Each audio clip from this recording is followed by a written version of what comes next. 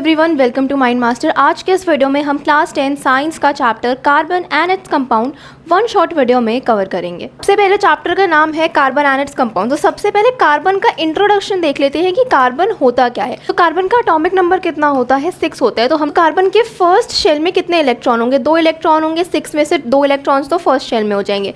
उसके बाद second shell में कितने होंगे? 4 इलेक्ट्रॉन्स प्रेजेंट होंगे। सो कार्बन की वैलेंसी से कितनी हो जाती है? 4। इसीलिए कार्बन को टेट्रावेलेंट कंपाउंड भी बोलते हैं। टेट्रावेलेंट का क्या मतलब है कि कार्बन की वैलेंसी कितनी होगी? 4 होगी, क्योंकि उसके आउटर मोस्ट शेल में कितने इलेक्ट्रॉन्स प्रेजेंट होते हैं? 4 प्रेजेंट होते हैं। तो ये कार्बन का इंट्रोडक्शन हो गया कि कार्बन का एटॉमिक नंबर कितना होगा? 6 होगा। उसके आउटर मोस्ट शेल में 4 इलेक्ट्रॉन्स प्रेजेंट होंगे एंड इसी की वजह से हम कार्बन को क्या बोलते हैं? टेट्रावेलेंट कंपाउंड बोलते हैं।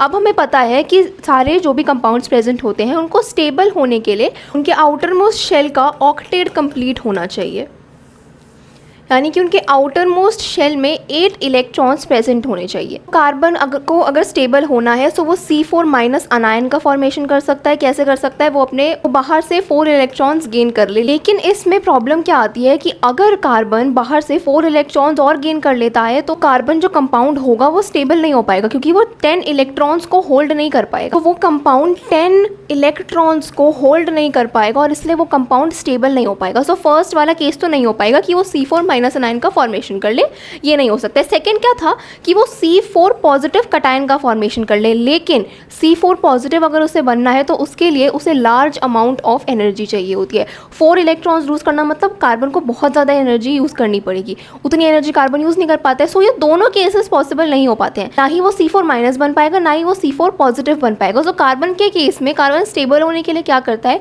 वो कोवेलेंट बॉन्ड्स का फॉर्मेशन करता है। अब कोवेलेंट बॉन्ड क्या होते हैं? वो बॉन्ड जिसमें ना इलेक्ट्रॉन लूज करने होते हैं ना इलेक्ट्रॉन गेन करने होते हैं। इनफैक्ट इलेक्ट्रॉन्स की शेयरिंग कर लेते हैं। फॉर एग्जांपल किसी कंपाउंड को 2 इलेक्ट्रॉन्स की ज़रूरत है तो वो क्या करेगा? वो किसी ऐसे कंपाउंड के पास जाएगा जो अपने 2 इलेक्ट्रॉन्स को शेयर कर सके एंड इससे कोवेलेंट बॉन्ड का फॉर्मेशन हो जाएगा जिसमें इलेक्ट्रॉन्स की शेयरिंग होती है। सो कार्बन भी क्या करता है? कार्बन भी कोवेलेंट बॉन्ड का फॉर्मेशन करता है। अब ये इंपॉर्टेंट क्वेश्चन है कि कार्बन को स्टेबल होने के लिए क्या करना पड़ता है। 2 केसेस होते हैं, एक C4 माइनस और एक होता है C4 पॉजिटिव। सो ये दोनों केसेस कार्बन क्यों नहीं कर पाता है, ये एक इंपॉर्टेंट क्वेश्चन है। इसलिए ये वाले जो पॉइंट्स हैं इन्हें याद रखें कि वो C4 पॉजिटिव या फिर C4 नेगेटिव का फॉर्मेशन क्यों नहीं कर पाता है। एंड नहीं कर पाता है के बाद ये कोवेलेंट बॉन्ड का ही फॉर्मेशन क्यों करता है। ये अलग अलग टाइप से क्वेश्चन आ सकता है। अब हमने कोवेलेंट कंपाउंड देख लिया है कि कार्बन ही नहीं बल्कि सारे कंपाउंड्स जिन्हें भी ज़रूरत पड़ती है इलेक्ट्रॉन्स को शेयर करने की, वो सब कोवेलेंट बॉन्ड्स का ही फॉर्मेशन करते हैं। सो कोवेलेंट कंपाउंड्स की जो होती है प्रॉपर्टीज भी डिफरेंट होती है। क्या होती है? Covalent bonded molecules are seen to have strong bond within the molecule but intermolecular forces are weak. अब ये इंपॉर्टेंट क्वेश्चन है कि कोवेलेंट बॉन्ड जो होते हैं किसी भी कंपाउंड में जब उसका फॉर्मेशन हो रहा होता है तो वो स्ट्रॉन्ग बॉन्ड्स का फॉर्मेशन होता है, यानी कि कोवेलेंट बॉन्ड का नेचर क्या होता है? वो स्ट्रॉन्ग होते हैं। लेकिन अगर हम इंटरमॉलिक्यूलर फोर्सेस की बात करें तो वो वीक होते हैं। सो ये पहला पॉइंट इंपॉर्टेंट है कि कोवेलेंट कंपाउंड की प्रॉपर्टीज़ कैसी होती हैं। इसके बाद कोवेलेंट कंपाउंड्स का मेल्टिंग पॉइंट काफ़ी लो होता है। अब हमने देख लिया कि इंटरमॉलिक्यूलर फोर्सेस जो है ये तो वीक होंगे, इसीलिए इनको मेल्ट करने के लिए हमें ज़्यादा टेम्परेचर नहीं देना पड़ेगा, इनका मेल्टिंग पॉइंट लो होता है। इसके बाद since the electrons are shared between atoms and no charged particle are form, such covalent compound are generally poor conductor of electricity. Covalent compounds की एक और प्रॉपर्टी कि they are poor conductors of electricity. क्यों? क्योंकि इसमें कोई भी charge का फॉर्मेशन थोड़ी ना होता है। इसमें जो है इलेक्ट्रॉन्स की शेयरिंग हो रही होती है, इसलिए इसमें कोई भी चार्ज का फॉर्मेशन नहीं हो रहा होता है। जहाँ चार्ज नहीं होता वहाँ इलेक्ट्रिसिटी फ्लो कैसे करेगी? सो ये कुछ प्रॉपर्टीज़ है कोवेलेंट कंपाउंड की जो हमें याद रखनी है। इसके बाद अब हमने कोवेलेंट कंपाउंड देख लिया कि कोवेलेंट कंपाउंड का फॉर्मेशन कैसे होता है, इलेक्ट्रॉन्स की शेयरिंग से होता है। अब एक एग्जांपल से समझते हैं कि इलेक्ट्रॉन्स की शेयरिंग कैसे होती है। सबसे पहले सबसे ईजी एग्जांपल लेते हैं हाइड्रोजन। हाइड्रोजन का एटॉमिक नंबर कितना हुआ? 1। और अगर हम हाइड्रोजन की बात करें तो वो सिंगल एलिमेंट के फॉर्म में एग्जिस्ट नहीं करता है, वो H2 के फॉर्म में एग्जिस्ट करता है नेचर में। सो हाइड्रोजन के फर्स्ट शेल में कितने इलेक्ट्रॉन प्रेजेंट है? 1 प्रेजेंट है। लेकिन हमें पता है कि जो फर्स्ट शेल होता है उसमें 2 इलेक्ट्रॉन्स प्रेजेंट होने चाहिए। सो हाइड्रोजन अपने आप को स्टेबल करने के लिए क्या करेगा? वो एक और हाइड्रोजन से जा करके बॉन्ड कर लेगा। ये एक हाइड्रोजन प्रेजेंट है, इसमें कितने इलेक्ट्रॉन प्रेजेंट है? 1 इलेक्ट्रॉन प्रेजेंट है। दूसरे में कितने प्रेजेंट है? 1 इलेक्ट्रॉन प्रेजेंट है। अब ये क्या करेंगे? ये कोवेलेंट बॉन्ड का फॉर्मेशन कर लेंगे। इस तरीके से इन दोनों के पास 2 दो दो इलेक्ट्रॉन्स प्रेजेंट हो जाएंगे इनके आउटर मोस्ट शेल में एंड ये दोनों ही स्टेबल हो जाएंगे। तो ये हमारा हाइड्रोजन का केस हो जाएगा। हाइड्रोजन में कितने इलेक्ट्रॉन्स की शेयरिंग हुई है? 2 इलेक्ट्रॉन्स की शेयरिंग हो रही है। अब अगर हम एक और एग्जांपल लेकर के देखते हैं, फॉर एग्जांपल ऑक्सीजन देखते हैं। ऑक्सीजन का एटॉमिक नंबर कितना है? 16 होता है। उसके आउटर मोस्ट शेल में कितने इलेक्ट्रॉन्स प्रेजेंट होंगे? 6 इलेक्ट्रॉन्स प्रेजेंट होंगे।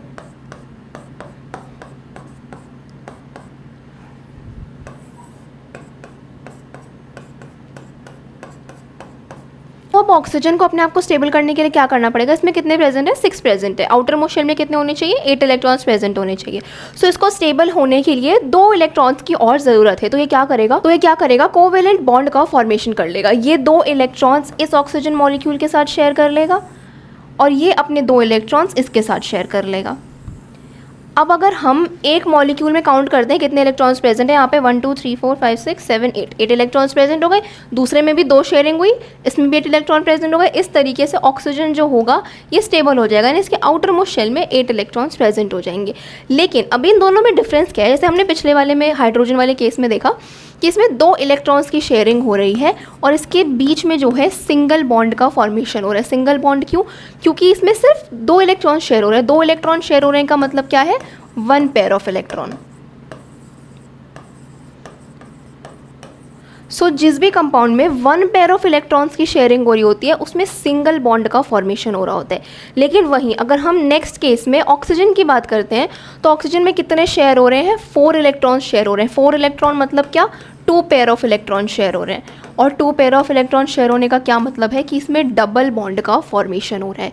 इसी तरीके से सिंगल बॉन्ड, डबल बॉन्ड और triple bond 3 types of bonds होते हैं हमारे प्रेजेंट। सिंगल बॉन्ड हमने देख लिया हाइड्रोजन के केस में होता है, इसमें सिर्फ 1 पेयर ऑफ इलेक्ट्रॉन शेयर हो रहे होते हैं। डबल बॉन्ड का फॉर्मेशन कब हो रहा होता है? जब भी 2 पेयर ऑफ इलेक्ट्रॉन शेयर हो रहे होते हैं, यानी कि 4 इलेक्ट्रॉन्स की शेयरिंग हो रही होती है। वो किसके केस में हो जाएगा? ऑक्सीजन। इसे डिनोट कैसे करते हैं? 2 लाइन से डिनोट कर देंगे डबल बॉन्ड, 1 लाइन से कर देंगे सिंगल बॉन्ड। थर्ड केस भी होता है जिसमें ट्रिपल बॉन्ड की फॉर्मेशन होती है। अब ट्रिपल बॉन्ड में किसका एग्जाम्पल हो? फॉर एग्जाम्पल हम नाइट्रोजन लेकर के देखते हैं। नाइट्रोजन का एटॉमिक नंबर कितना होता है? 7 होता है। 7 का मतलब क्या है? कि उसके आउटर मोस्ट शेल में 5 इलेक्ट्रॉन्स प्रेजेंट होंगे।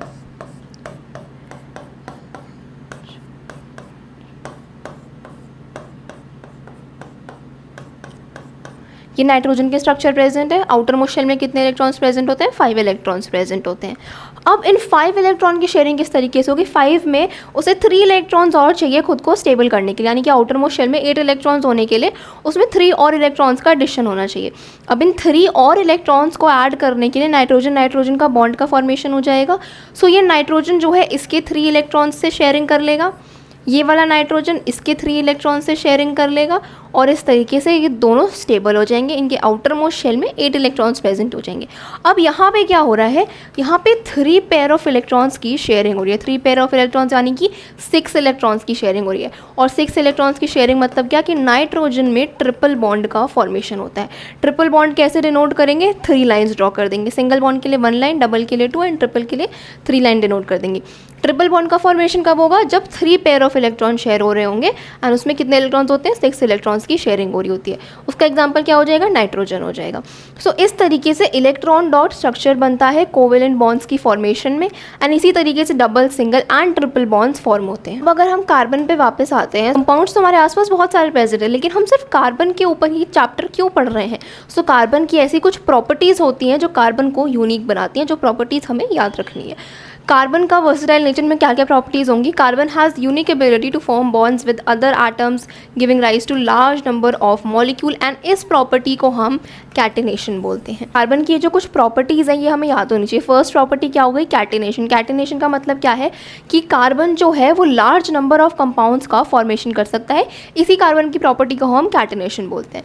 इसके बाद compounds of carbon which are linked by only single bonds between carbon atom are called as saturated compounds and carbon having double और triple bond are known as unsaturated compounds. जब भी 2 carbon atoms के बीच में single bond present होगा तो वो क्या हो जाएगा? वो सैचुरेटेड कंपाउंड हो जाएगा। और वहीं अगर हम कार्बन के बीच में अगर ट्रिपल बॉन्ड या फिर डबल बॉन्ड देखेंगे तो वो अनसैचुरेटेड कार्बन कंपाउंड होगा। उसके बाद no other element exhibits the property of catenation to the extent seen in carbon. ऐसा नहीं है कि कैटेनेशन वाली प्रॉपर्टी जो है वो सिर्फ कार्बन शो करता है, नहीं, और भी एलिमेंट शो करते हैं, लेकिन जिस एक्सटेंट तक कार्बन शो करता है उतना कोई भी नहीं कर पाता, बिकॉज कार्बन जो है वो बहुत सारे कंपाउंड्स का फॉर्मेशन करता है। वो बहुत सारे कंपाउंड्स हम आगे जा करके पढ़ेंगे कि वो क्या क्या होते हैं। नेक्स्ट इसमें पॉइंट क्या है, since carbon has valency of 4 it is capable of bonding with 4 other atoms of carbon और atoms of some other monovalent compound. ये भी कार्बन की प्रॉपर्टी है कि कार्बन के सिंस आउटर मोस्ट शेल में 4 इलेक्ट्रॉन्स प्रेजेंट होते हैं, सो कार्बन ये प्रॉपर्टी शो करता है कि या तो वो किसी और एलिमेंट यानी कि किसी और कार्बन से ही जाकर के बॉन्ड कर ले, या तो फिर वो किसी और एटम के साथ भी बॉन्ड का फॉर्मेशन कर सकता है। सो कार्बन की टेट्रावेलेंसी वाली जो प्रॉपर्टी है ये भी कार्बन को यूनिक बनाती है। इसके बाद compounds of carbon are formed with oxygen, hydrogen, nitrogen, sulphur. बहुत सारे कंपाउंड, बहुत सारे एटम्स के साथ फॉर्मेशन होता है कार्बन कंपाउंड्स का, जिससे अलग अलग प्रॉपर्टीज़ होती हैं जो कि डिपेंड करती हैं, किस पर डिपेंड करती हैं कि इसमें कितने number of carbon atoms present होंगे। One reason for the formation of strong bond by carbon is its small size. This enables the nucleus to hold on to the shared pair of electron strongly and the bonds formed by elements have bigger atom are much weaker। अब अगर carbon, अभी for example हम लेते हैं, अभी for example 2 type of compound present है। एक compound जो है उसका न्यूक्लियस, उसके शेल जो होंगे वो छोटे होंगे, एंड दूसरा वाला जो है उसका शेल जो है वो बड़ा है। सो न्यूक्लियस को, ये बीच में न्यूक्लियस प्रेजेंट है, न्यूक्लियस को कौन से कंपाउंड को होल्ड करने में आसानी होगी, इसमें उसे ज़्यादा फोर्स का यूज़ नहीं करना पड़ेगा, सब पास पास ही है तो आराम से बॉन्ड का फॉर्मेशन हो जाएगा एंड उसमें स्ट्रॉन्ग बॉन्ड का फॉर्मेशन होगा। लेकिन वहीं अगर इतना दूर कोई बॉन्ड का फॉर्मेशन हो रहा है, अगर कंपाउंड का साइज़ बड़ा हो जाता है तो न्यूक्लियस उसे होल्ड नहीं कर पाता है एंड कंपाउंड्स जो होते हैं वो वीक हो जाते हैं। इसीलिए कार्बन कंपाउंड्स जो होंगे दे आर नॉट वीक, क्योंकि उनका शेल जो होता है वो छोटा होता है एंड न्यूक्लियस जो होता है कंपाउंड्स को होल्ड कर पाता है। अब हमने देखा कि कार्बन जो है उसके बहुत सारे नंबर ऑफ कंपाउंड्स एग्जिस्ट करते हैं हमारे नेचर में। सो यही होता है एलोट्रोप्स ऑफ कार्बन। एलोट्रोप्स मतलब क्या कि कार्बन किन डिफरेंट फॉर्म में एग्जिस्ट करता है हमारे नेचर में। सो डिफरेंट फॉर्म में एग्जिस्ट करते हैं। सबसे पहले क्या है, diamond and graphite are both allotropes of carbon. Diamond और ग्रेफाइट दोनों क्या है, कार्बन के ही एलोट्रोप्स होते हैं। डायमंड में क्या होता है, each carbon is bonded to 4 other carbon atoms forming a rigid 3 dimensional structure. तो डायमंड में भी इसी तरीके से स्ट्रक्चर होता है। ये स्ट्रक्चर इनफैक्ट दे भी रखा है एनसीईआरटी में। ये डायमंड का स्ट्रक्चर है। एक कार्बन एटम जो प्रेजेंट होगा वो बाद में 4 और कार्बन एटम से अटैच होगा। फॉर एग्जांपल ये एक कार्बन एटम प्रेजेंट है, ये कार्बन एटम फिर 4 डिफरेंट कार्बन से अटैच्ड है, ये वाला फिर 4 से अटैच हो रखा है, ये वाला फिर 4 से अटैच हो रखा है। सो ऐसे ये जो होता है ये एक 3 डायमेंशनल स्ट्रक्चर होता है। किसका होता है, डायमंड का होगा। इसके बाद in graphite each carbon is bonded to 3 other carbon atom in the same plane giving a hexagonal array। अब हमने डायमंड के केस में क्या देखा कि ईच कार्बन जो होगा वो 4 और कार्बन एटम से अटैच होगा। लेकिन अगर हम ग्रेफाइट की बात करते हैं सो एक कार्बन जो होगा वो 4 कार्बन एटम से बाद में अटैच होगा एंड इससे क्या होता है, एक हेक्सागोनल स्ट्रक्चर बनता है। तो ये किसका स्ट्रक्चर होगा, ये ग्रेफाइट का स्ट्रक्चर होगा। एक कार्बन जो है 3 कार्बन का बॉन्ड का फॉर्मेशन हो रखा है, यहाँ भी 3 कार्बन का, यहाँ भी 3 कार्बन का। इस तरीके से ये ग्रेफाइट का स्ट्रक्चर का फॉर्मेशन होता है। इसके बाद diamond is the hardest substance known while graphite is smooth and slippery. Graphite is also very good conductor of electricity. हमें बताया कि ग्रेफाइट क्या है, it is a good conductor of electricity. और ग्रेफाइट जो होता है वो स्मूथ भी होता है। So diamond can be synthesized by subjecting pure carbon to a very high pressure and temperature. This synthetic diamond are small but otherwise indistinct from natural diamond. Diamond का formation कैसे होता है वो बता रहे हैं। प्योर कार्बन को high pressure के अंडर रखते हैं तो उससे किसका फॉर्मेशन हो जाता है, डायमंड का फॉर्मेशन हो जाता है। इसके बाद एक और हमें स्ट्रक्चर के बारे में पढ़ना है, कौन सी है, फुलरीन। ये भी क्या है, एक कार्बन कंपाउंड ही है। भी कार्बन का ही एक एलोट्रोप होता है। इसे हम कैसे आइडेंटिफाई करते हैं, इसका होता है C60। कार्बन एटम्स होते हैं एक फुटबॉल के स्ट्रक्चर में पैक्ड होते हैं। जैसे ये वाला स्ट्रक्चर किसका है, ये फुलरीन का स्ट्रक्चर है। इसे बताया किसने था, बकमिस्टर फुलरीन ने, इसीलिए इसका नाम फुलरीन रख दिया गया है एंड ये फुलरीन का स्ट्रक्चर होता है। अभी फुलरीन एक नया कंपाउंड है तो इसके बारे में जो चीज़ें हैं वो याद रखें। फॉर्मूला क्या होगा, C60 होगा, यानी कि 60 कार्बन एटम्स जो होंगे वो एक फुटबॉल शेप्ड स्ट्रक्चर में जो होंगे कॉम्पैक्टली पैक्ड होंगे। इसके बाद ये किसने करा था, बकमिस्टर फुलरीन ने करा था। इन्हीं के नाम पे फिर इस कंपाउंड का नाम भी रख दिया गया है which is fullerene. And fullerene क्या है, ये कार्बन का ही एक एलोट्रोप है। 2 और एलोट्रोप देख लिए हैं, एक डायमंड था और एक ग्रेफाइट था। अब अगर हम ये क्वेश्चन पूछते हैं कि हम कार्बन के बारे में ही क्यों पढ़ रहे हैं, तो ये हमारे लिए आसान हो जाएगा। क्यों? क्योंकि कार्बन बहुत सारी प्रॉपर्टी शो करता है। हमने कौन कौन सी पढ़ी? सबसे पहला क्या था कि कार्बन जो है वो एक टेट्रावेलेंट कंपाउंड है। टेट्रावेलेंट का क्या मतलब है कि वो बहुत सारे बॉन्ड्स का फॉर्मेशन कर सकता है, लार्ज नंबर ऑफ कंपाउंड्स बन सकते हैं, उसका स्ट्रक्चर जो होता है वो भी बहुत स्ट्रॉन्ग होता है। ये सब प्रॉपर्टीज़ जो होती हैं ये कार्बन को यूनिक बनाती हैं। उसके बाद हमने एक और प्रॉपर्टी देखी, कैटेनेशन होती है। कैटेनेशन का मतलब क्या है कि कार्बन के लार्ज नंबर ऑफ कंपाउंड्स का फॉर्मेशन होता है। इसी वजह से हम कार्बन को अपने आसपास प्रेजेंट हर चीज़ में देखेंगे, हर लिविंग चीज़ में कार्बन प्रेजेंट होता है। कैटेनेशन हो गई। इसके बाद कार्बन जो है एक और प्रॉपर्टी शो करता है जो आइसोमेरिज्म है। अभी आइसोमेरिज्म का मतलब क्या होता है? सेम ही फॉर्मूले से जब दो अलग अलग स्ट्रक्चर्स का फॉर्मेशन होता है तो उसी प्रॉपर्टी को आइसोमेरिज्म बोलते हैं। अब आइसोमेरिज्म को समझने के लिए क्या करना है? फॉर एग्जांपल 4 कार्बन की चेन प्रेजेंट है, ये 4 कार्बन की चेन प्रेजेंट है। अब इसमें हाइड्रोजन मॉलिक्यूल हम कैसे ऐड करेंगे? एक ने तो कार्बन ने बॉन्ड कर लिया, तो और कितने ऐड हो सकते हैं?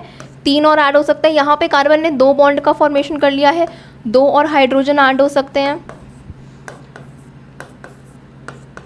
इसके बाद यहाँ भी 2 ऐड हो जाएंगे और यहाँ पे 3 ऐड हो जाएंगे।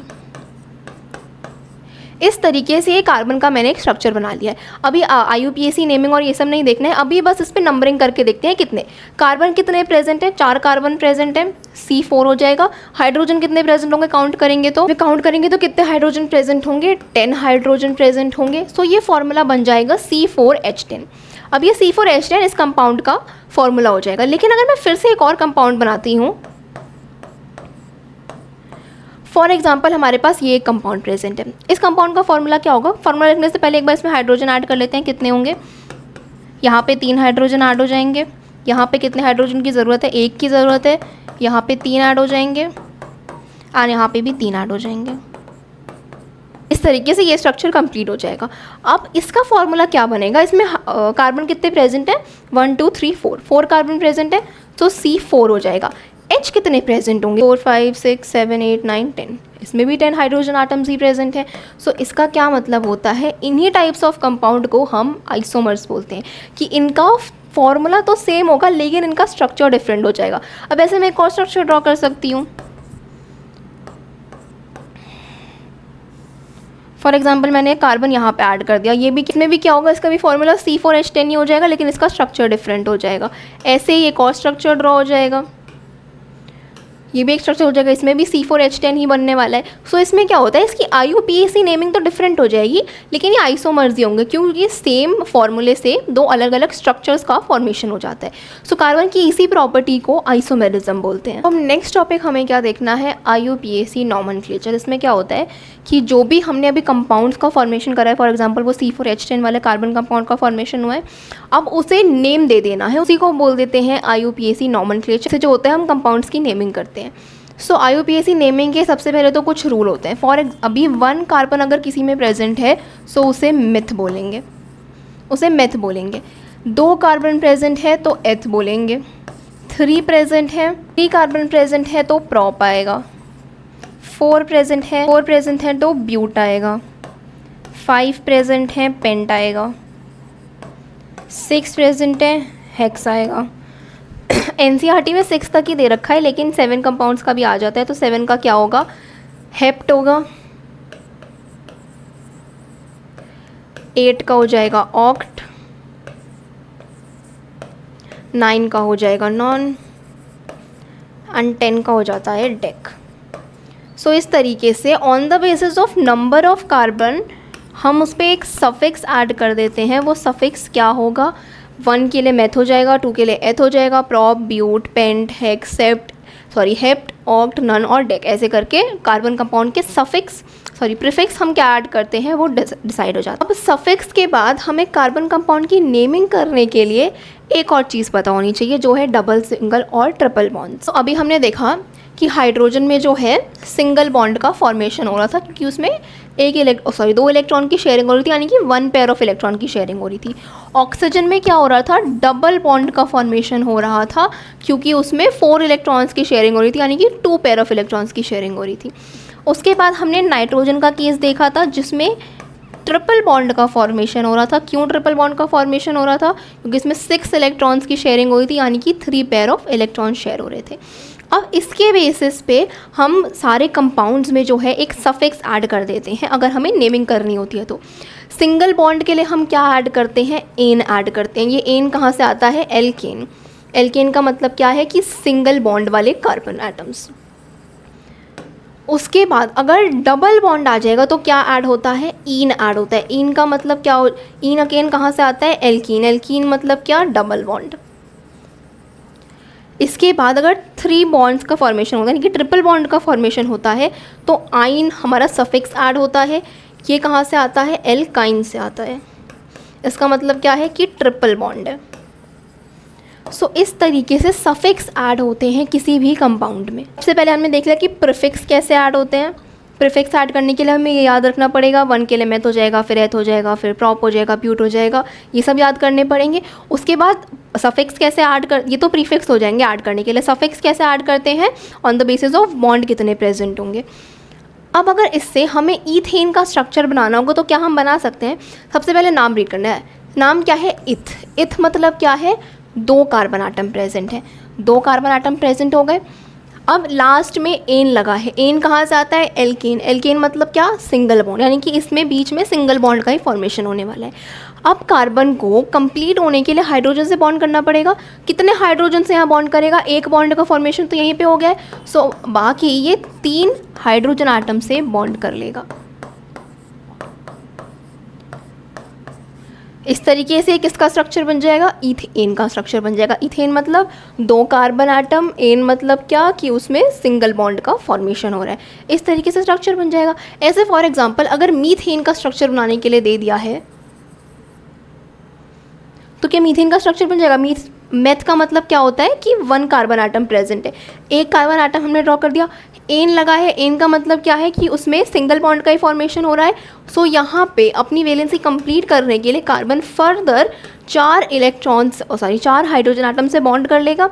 यहाँ पे किसका फॉर्मेशन हो जाएगा? CH4 का फॉर्मेशन हो जाएगा। यहाँ पे किसका फॉर्मेशन हुआ था? C2H6 का फॉर्मेशन हुआ था। C2H6 यानी कि इथेन, CH4 यानी कि मीथेन। ऐसे करके हम डिफरेंट स्ट्रक्चर्स ड्रॉ कर सकते हैं अब आराम से। सबसे पहले तो प्रीफिक्स याद होने चाहिए कि प्रीफिक्स क्या ऐड होते हैं, सफिक्स क्या ऐड होते हैं ये पता होने चाहिए। On the basis of bonds add होते हैं वो एल्केन, एल्कीन और alkyne double, single, triple bond के बेसिस पे ऐड कर देंगे एंड इस तरीके से नेमिंग आराम से हो जाती है। अब अगर हम सैचुरेटेड एंड अनसैचुरेटेड हाइड्रोकार्बन की बात करते हैं तो हाइड्रोकार्बन मतलब क्या कि यहाँ पे सिर्फ कार्बन और हाइड्रोजन वाले बॉन्ड्स की ही बात हो रही है। सो इसमें सैचुरेटेड एंड अनसैचुरेटेड बॉन्ड्स का फॉर्मेशन कैसे होता है? फॉर एग्जाम्पल हमने पीछे ईथेन का स्ट्रक्चर बनाया था। ईथेन का मतलब क्या है? इथ मतलब 2 कार्बन आटम, एन मतलब सिंगल बॉन्ड का फॉर्मेशन। वैलेंसी कंप्लीट करने के लिए ये फर्दर 3 हाइड्रोजन आटम से बॉन्ड कर लेता है। इस तरीके से ईथेन का स्ट्रक्चर बन गया है। अब ये ईथेन क्या है? हाइड्रोकार्बन है। हाइड्रोकार्बन का मतलब क्या कि ये हाइड्रोजन और कार्बन से मिल करके बना है। सो ये क्या हो जाएगा? हाइड्रोकार्बन हो जाएगा। लेकिन ये कौन से टाइप का हाइड्रोकार्बन होगा? सैचुरेटेड हाइड्रोकार्बन होगा। क्यों सैचुरेटेड हाइड्रोकार्बन होगा? अभी हमने पीछे कार्बन की जब प्रॉपर्टीज़ पढ़ रहे थे तब देखा था कि 2 टाइप ऑफ कार्बन कंपाउंड्स का फॉर्मेशन होता है। पहला होता है सैचुरेटेड मतलब कि सिंगल बॉन्ड वाले कार्बन कंपाउंड्स। उसके बाद अनसैचुरेटेड मतलब क्या होता है? जिसमें डबल या फिर ट्रिपल बॉन्ड का फॉर्मेशन होता है। अभी डबल बॉन्ड का फॉर एग्जाम्पल हमने क्या ले लिया है? हमें फॉर एग्जाम्पल ईथाइन दे रखा है। हमने यहाँ पे इथेन पढ़ा है, यहाँ पे हमें इथाइन दे रखा है। इथाइन का मतलब क्या है? सबसे पहले तो 2 हमारे कार्बन आटम्स प्रेजेंट होंगे। आइन का मतलब क्या है कि ट्रिपल बॉन्ड का फॉर्मेशन हो रहा है। ईन का मतलब होता है 2, आइन का मतलब होता है ट्रिपल बॉन्ड। सो यहाँ पे 3, तो यहाँ पे ट्रिपल बॉन्ड का फॉर्मेशन हो जाएगा। कार्बन यहाँ पे ऑलरेडी 3 बॉन्ड का फॉर्मेशन कर रहा है। सो कार्बन को यहाँ पे फर्दर 1 और बस हाइड्रोजन आटम से बॉन्ड करना होगा। यहाँ पे भी बस 1 और हाइड्रोजन आटम से बॉन्ड करना होगा। इसका फॉर्मूला क्या होगा? C2H2। क्यों? इसमें 2 कार्बन आटम प्रेजेंट है तो C2, हाइड्रोजन कितने प्रेजेंट है? 2 प्रेजेंट है तो C2H2 ये ईथाइन का फॉर्मूला हो जाएगा। और ये क्या होगा? ये अनसैचुरेटेड हाइड्रोकार्बन होगा। ऐसे ही अगर ऐसे इथीन दे रखा होता तो वो भी अनसैचुरेटेड हाइड्रोकार्बन हो जाता। डबल बॉन्ड हो या फिर ट्रिपल बॉन्ड, दोनों को अनसैचुरेटेड हाइड्रोकार्बन में ही काउंट करते हैं। सैचुरेटेड वाला सिर्फ सिंगल बॉन्ड वाला हाइड्रोकार्बन होता है। अभी नेक्स्ट हमें पढ़ना है साइक्लो कंपाउंड्स के बारे में। साइक्लो में नाम से समझ में आ रहा है कि एक साइकिल का फॉर्मेशन हो रहा होता है। कम से कम 3 एटम्स तो प्रेजेंट होने ही चाहिए, 2 में साइकिल की फॉर्मेशन थोड़ी ना हो जाएगी, कम से कम 3 प्रेजेंट होने चाहिए। सो साइक्लो कंपाउंड की फॉर्मेशन किससे स्टार्ट होती है? 3 कार्बन आइटम से स्टार्ट होती है एंड वो फर्दर हम इंक्रीज कर सकते हैं। अब किसी साइक्लो, अभी एनसीईआरटी में जो है बेंजीन साइक्लो कंपाउंड एक एग्जांपल दे रखा है 10th लेवल पे। बेंजीन का फॉर्मेशन कैसे होता है? उसमें 6 कार्बन आइटम्स प्रेजेंट होते हैं। इस तरीके का एक हेक्सागोनल स्ट्रक्चर होता है और इस हेक्सागोनल स्ट्रक्चर में क्या होता है? ऑल्टरनेट डबल बॉन्ड प्रेजेंट होते हैं, यानी कि यहाँ एक डबल बॉन्ड प्रेजेंट है, फिर यहाँ नहीं होगा, यहाँ प्रेजेंट होगा, यहाँ है, यहाँ नहीं होगा, एंड इस तरीके से ऑल्टरनेट डबल बॉन्ड प्रेजेंट होते हैं। सो ऐसा कुछ होता है बेंजीन का स्ट्रक्चर। बेंजीन क्या हो जाएगा? एक साइक्लो कंपाउंड हो जाएगा।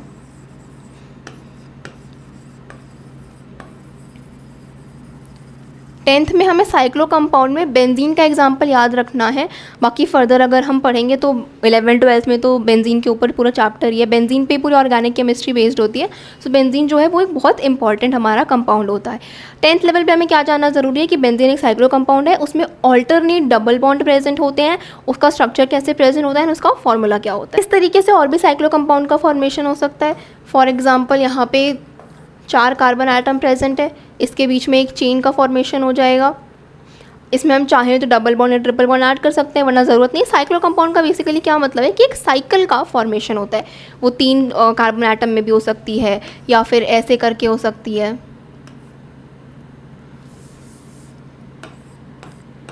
ऐसे करके भी हो सकता है हमारे साइकिल का फॉर्मेशन। तो इस तरीके से साइक्लो कंपाउंड्स का फॉर्मेशन होता है। इसके बाद नेक्स्ट टॉपिक क्या है? नेक्स्ट हमें कुछ फंक्शनल ग्रुप्स के बारे में पढ़ना है। फंक्शनल ग्रुप्स क्या होते हैं? जैसे हमने पीछे देखा है किसी भी कार्बन कंपाउंड का फॉर्मेशन करने के लिए अभी तक हमने सिर्फ हाइड्रोकार्बन्स का ही नेमिंग देखी है, हाइड्रोकार्बन्स का ही फॉर्मेशन देखा है, लेकिन कार्बन किसी और एटम से भी जाकर के बॉन्ड कर सकता है। सो उसमें नेमिंग कैसे की जाती है ये हमें देखना है। उसके लिए हमें क्या करना पड़ेगा? हमें फंक्शनल ग्रुप्स याद करने पड़ेंगे कि फंक्शनल ग्रुप्स की नेमिंग कैसे होती है। सबसे पहला क्या फंक्शनल ग्रुप दे रखा है? सबसे पहले हेलो एल्केन्स वाला फंक्शनल ग्रुप में क्या होता है? क्लोरीन होता है, ब्रोमीन होता है, या फिर कभी कभी आयोडीन भी हो जाता है। आयोडीन के लिए क्या ऐड करते हैं? आयोडो ऐड करते हैं। इसके बाद नेक्स्ट क्या दे रखा है? अल्कोहल दे रखा है। अल्कोहल क्या होता है? OH ऐड हो जाएगा अगर किसी भी कंपाउंड पे जाकर के, तो उसमें अल्कोहल वाला फंक्शनल ग्रुप हो जाता है। इसके बाद एल्डिहाइड क्या होता है? C डबल बॉन्ड O और H, ये फंक्शनल ग्रुप हो जाएगा एल्डिहाइड का। इसके बाद कीटोन क्या होता है? C डबल बॉन्ड O और यहाँ पे कोई और चीज़ ऐड हो सकती है, हाइड्रोजन हो या फिर कोई और चीज़ हो। इसके बाद कार्बोक्सिलिक एसिड क्या होता है? C डबल बॉन्ड O और यहाँ पे OH। अभी अगर हमें इन कंपाउंड्स को एग्जाम्पल के साथ समझना है तो सबसे पहले क्या दे रखा था? क्लोरीन, ब्रोमीन या फिर आयोडीन होता है। सो अगर इसको हम एग्जांपल से समझते हैं तो क्या होगा? फॉर एग्जांपल कोई कार्बन कंपाउंड प्रेजेंट है, ये कार्बन कंपाउंड है, 3 कार्बन का ही लेते हैं अभी। इसमें क्या होगा? हाइड्रोजन प्रेजेंट होंगे सबसे पहले तो,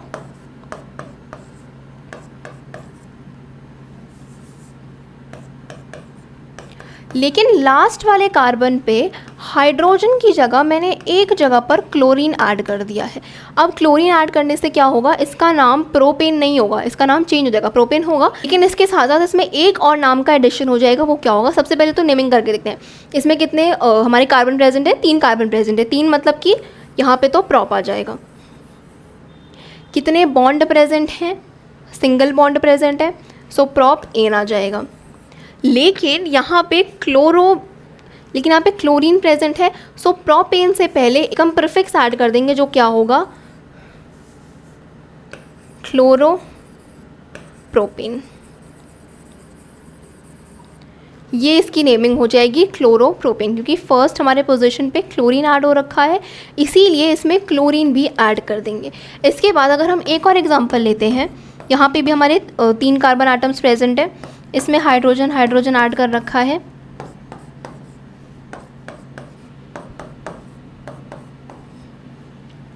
अब यहाँ पे एक जगह पे मैंने हाइड्रोजन की जगह ब्रोमीन ऐड कर दिया है। सो इसकी नेमिंग क्या होगी अगर हम गेस करते हैं तो उसकी नेमिंग क्या बनेगी? चलो यहाँ पे 3 कार्बन आटम प्रेजेंट है, प्रॉप हो जाएगा। डबल बॉन्ड प्रेजेंट नहीं है, सिंगल है तो एन हो जाएगा, प्रॉप एन हो जाएगा। यहाँ पे ब्रोमीन भी लगा हुआ है तो हम क्या ऐड कर देंगे? ब्रोमो ऐड कर देंगे। तो इसका नाम हमारे दिमाग में क्या बनना चाहिए? ब्रोमोप्रोपेन बनना चाहिए। लेकिन एक्चुअली में इसका कंप्लीट नाम ब्रोमोप्रोपेन नहीं होगा। हमारे सेकेंड कंपाउंड की कंप्लीट नेमिंग के लिए हमें क्या ऐड करना पड़ेगा? हमें ये देखना पड़ेगा कि ब्रोमीन किस पोजीशन पर प्रेजेंट है, उसके बेसिस पे उसका IUPAC नेमिंग होगी। सो यहाँ पर सबसे पहले हमें काउंटिंग कहाँ से करनी होती है? हमें लॉन्गेस्ट कार्बन चेन को काउंट करना होता है। यहाँ पे 3 कार्बन की चेन है, स्ट्रेट लाइन में प्रेजेंट है। सो यहाँ से अगर हम काउंट करेंगे, ये वाला कार्बन 1 हो जाएगा, ये वाला कार्बन 2 हो जाएगा, ये वाला कार्बन 3 हो जाएगा। यहाँ से अगर हम नेमिंग करते हैं, सो यहाँ पे ब्रोमीन कौन सी पोजीशन पे आ रहा है? सेकेंड पोजीशन पे आ रहा है, यानी कि इसका नेम होगा 2 ब्रोमोप्रोपेन। ये समझ में आ रहा है कि आगे 2 क्यों लग रहा है? क्योंकि कार्बन में ब्रोमीन सेकेंड पोजीशन पर प्रेजेंट है, सेकेंड कार्बन आटम पर प्रेजेंट है, इसीलिए उसके आगे 2 लग जाएगा। यहाँ पर मैंने 1 क्यों नहीं लगाया था? बिकॉज 1 समझ में आ जाता है ऐसे ही कि अगर नहीं लगा रखा है कुछ तो 1 ही ऐड हो रखा होता है। तो 1 के लिए हमें ऐड करने की ज़रूरत नहीं है। जैसे यहाँ पे था कि 1 क्लोरोप्रोपेन, 1 पोजीशन पे हमें ऐड नहीं करना पड़ता। 2, 3, 4, 5 कहीं और भी ऐड किया गया है तो उसमें आगे नंबरिंग ऐड करनी होती है कि वो कौन से नंबर पर प्रेजेंट होता है। इसके बाद नेक्स्ट हमारा कौन सा फंक्शनल ग्रुप था? अल्कोहल था। अब अल्कोहल का एक एग्जांपल लेके देखते हैं। ये कार्बन चेन प्रेजेंट है, 3 कार्बन की चेन प्रेजेंट है। इसमें लास्ट में मैंने हाइड्रोजन की जगह OH ऐड कर दिया है। बाकी पूरे कार्बन पे हाइड्रोजन आटम ही प्रेजेंट होंगे,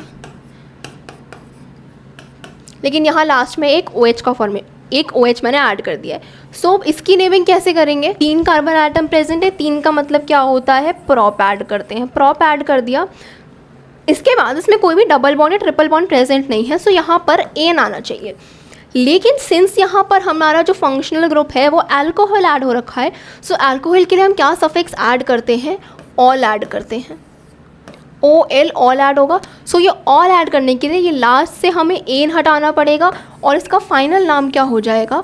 प्रोपेनॉल। हमने लास्ट में से एन हटा दिया और प्रोपेनॉल नाम कर दिया। फॉर एग्जांपल 2 कार्बन की चेन प्रेजेंट थी, इस 2 कार्बन की चेन में एक में हमने अल्कोहल प्रेजेंट कर दिया है, बाकी में हाइड्रोजन का ही फॉर्मेशन हो रहा है। इसका नाम क्या होगा? सबसे पहले 2 कार्बन प्रेजेंट है, 2 कार्बन प्रेजेंट है मतलब क्या होगा? एथ ऐड होगा यहाँ पे। इसके बाद सिंगल बॉन्ड का ही फॉर्मेशन हो रहा है, सिंगल बॉन्ड का फॉर्मेशन हो रहा है, इसीलिए इसमें एन आना चाहिए। लेकिन सिंस यहाँ पे अल्कोहल ऐड हो रखा है इसीलिए ईथ एन ऑल आ जाएगा। सो इससे हमें समझ में आ जाएगा कि किस तरीके से बॉन्ड का फॉर्मेशन हो रहा है। अब फॉर एग्जांपल हमें ये वाला स्ट्रक्चर नहीं दे रखा है, हमें बस इथेनॉल दे रखा है, हमें इथेनॉल से स्ट्रक्चर का फॉर्मेशन करना है। तो क्या ये हो पाएगा? सबसे पहले एथ मतलब क्या होता है? हमारे पास 2 कार्बन आटम प्रेजेंट होंगे,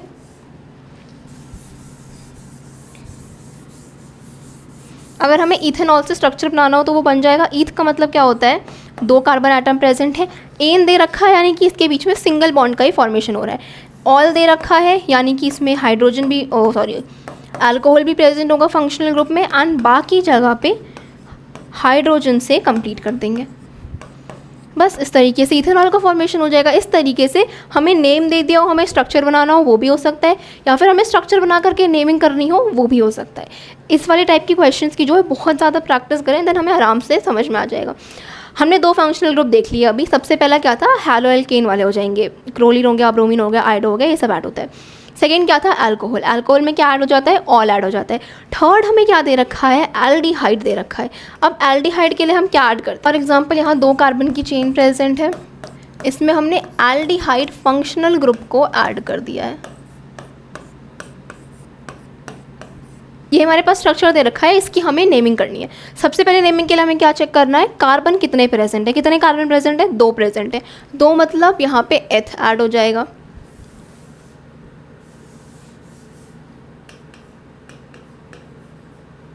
सबसे पहले एथ ऐड हो गया। एथ के बाद हमें देखना है कि इसमें बॉन्ड्स कैसे प्रेजेंट है। कार्बन कार्बन के बीच में कौन से बॉन्ड प्रेजेंट है? सिंगल बॉन्ड प्रेजेंट है, यानी कि एन ऐड हो जाएगा। इसके बाद लास्ट में ये वाला जो फंक्शनल ग्रुप है ये क्या है? एल्डिहाइड है। एल्डिहाइड के लिए हम क्या ऐड करते हैं? अल ऐड करते हैं। सो ईथ एन अल ऐड हो जाएगा। ऐसे हो जाएगी एल्डिहाइड्स की नेमिंग। अगर यहाँ पे जैसे 2 कार्बन का दे रखा है, यहाँ पे अगर फॉर एग्जांपल 3-4 कार्बन का दे दिया है तो भी हमें कुछ नहीं करना है। लास्ट में अगर डबल बॉन्ड O और H प्रेजेंट होगा, इसका मतलब है कि हमें उसके जो भी हम कंपाउंड की नेमिंग करेंगे उसके लास्ट में बस अल ऐड कर देना है। इससे हमें पता चल जाएगा कि वो एल्डिहाइड प्रेजेंट है वहाँ। इस तरीके से एल्डिहाइड भी हो गया। नेक्स्ट हमारा फंक्शनल ग्रुप क्या दे रखा था, कीटोन दे रखा था। कीटोन के लिए क्या होता है, C double bond O present होता है। अब कीटोन की एक बार नेमिंग देखते हैं।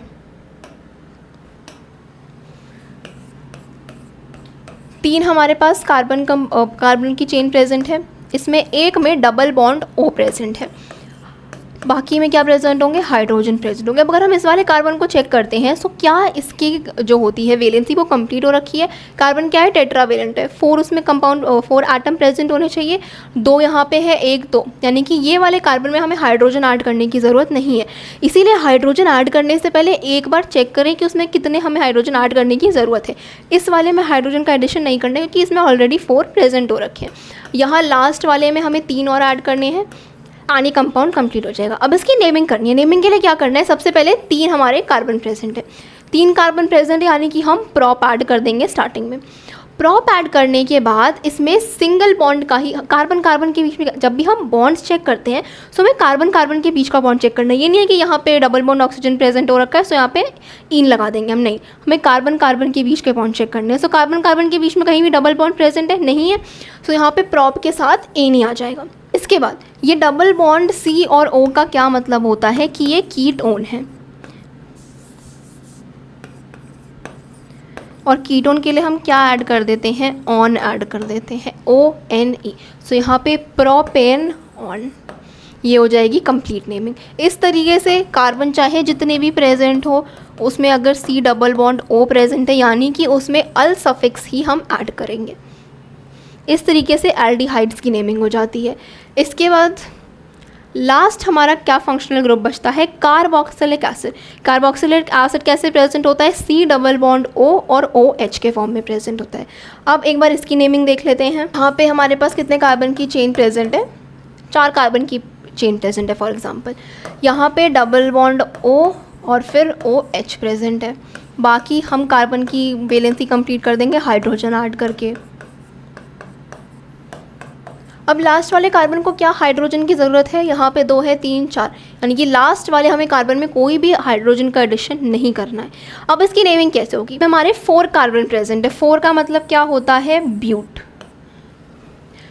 कार्बन के बीच में सिंगल बॉन्ड प्रेजेंट है यानी कि एन लग जाएगा, लेकिन लास्ट में हमें ई ऐड नहीं करना है क्योंकि यहाँ लास्ट में हम देख रहे हैं कि एक फंक्शनल ग्रुप प्रेजेंट है। कौन सा फंक्शनल ग्रुप प्रेजेंट है, कार्बोक्सिलिक एसिड प्रेजेंट है, और कार्बोक्सिलिक एसिड के लिए हम क्या ऐड कर देते हैं लास्ट में, ओइक एसिड।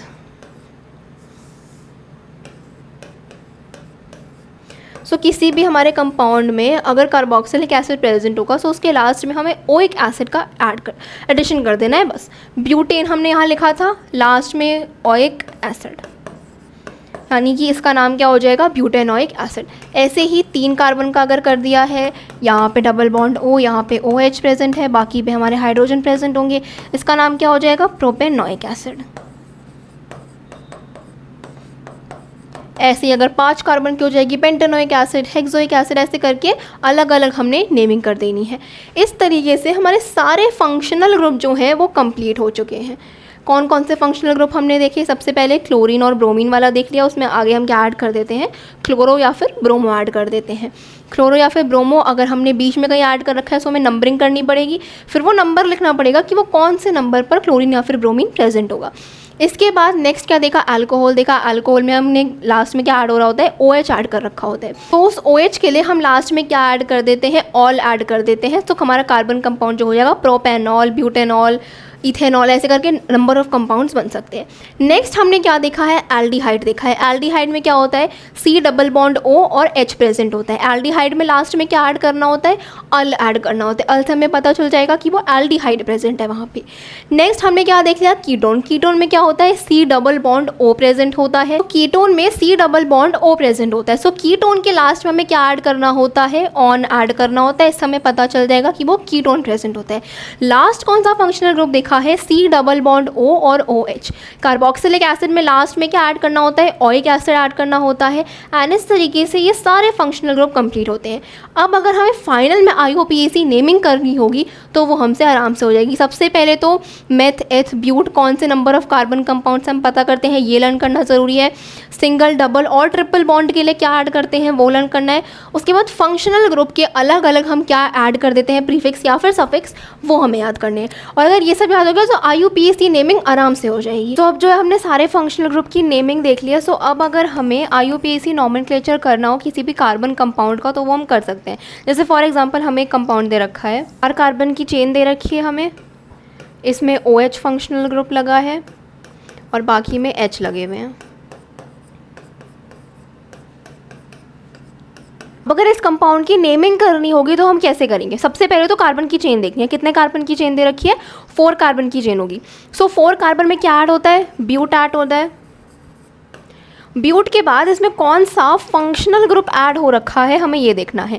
सो सबसे पहले काउंटिंग करेंगे, 4 कार्बन की चेन है, 4 से अगर हम यहाँ से काउंटिंग करना शुरू करते हैं 1 2 3 4।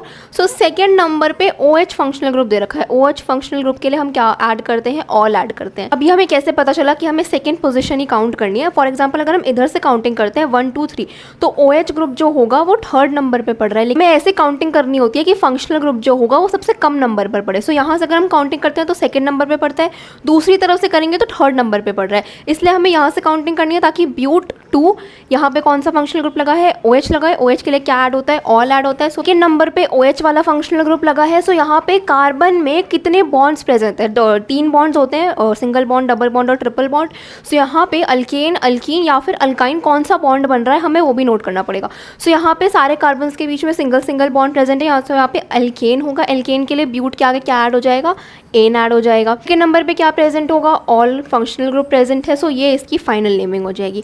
अब इसकी नेमिंग ब्यूटेन टू ऑल लिखो या फिर टू ब्यूटेन ऑल लिखो, दोनों सेम ही चीज़ होती हैं। किसी भी तरीके से इसका आंसर लिख सकते हैं, मतलब सेम ही निकलने वाला है। ऐसे करके हमें फंक्शनल ग्रुप्स अगर दे रखे होंगे तो उसकी नेमिंग करनी होती है। अभी फॉर एग्जांपल हमें एक ही कोई कार्बन कंपाउंड है, उसमें 2 फंक्शनल ग्रुप दे दिए हैं। ये 4 कार्बन की चेन है, इसमें एक जगह क्लोरीन दे दिया है और एक जगह ब्रोमीन दे दिया है।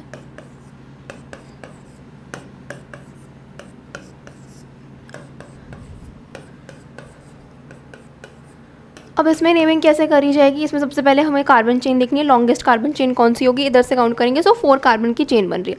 अब 4 कार्बन में से हमें ये देखना है कि कौन सा किस नंबर पे आ रहा है। अब इस कंपाउंड में यहाँ से काउंटिंग हो गई है। सो 4 कार्बन की चेन हो जाएगी। सेकेंड नंबर पर ब्रोमीन ऐड हो रखा है, ब्रोमीन फंक्शनल ग्रुप। ब्रोमीन के लिए क्या ऐड होता है? ब्रोमो ऐड करते हैं।